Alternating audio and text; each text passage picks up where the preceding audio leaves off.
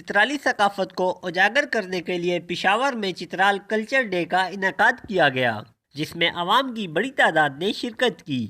اور اس ثقافتی تقریب کو خوب سراہا۔ میرا نام افسان ابراہیم ہے، اب تک چترال سے ہوں میں اور یہاں پر اس کلچرل ڈے میں آئی ہوں، رہتی میں ادھر ہی ہوں، تو مجھے بہت اچھا لگتا ہے چترال، اسپیشلی چترال کے جو ایونٹس وغیرہ ہوتے ہیں۔ یہ جو ہم نے ابھی کلچر دیکھا ہے چترال کا، تو یہ ہمارا فرسٹ ایکسپیرینس ہے، کیونکہ ہم نے پچھلی بار بہت سے کلچر دیکھے ہیں جیسے سندھ، پنجاب اور اس کے، لیکن یہ کلچر ہے یہ بہت یونیک ہے اور بہت اچھے لوگ ہیں،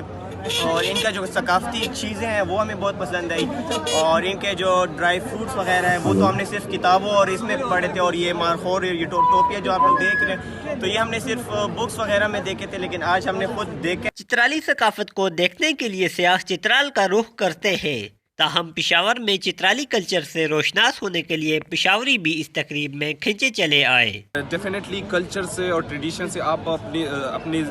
سورسز کے ذریعے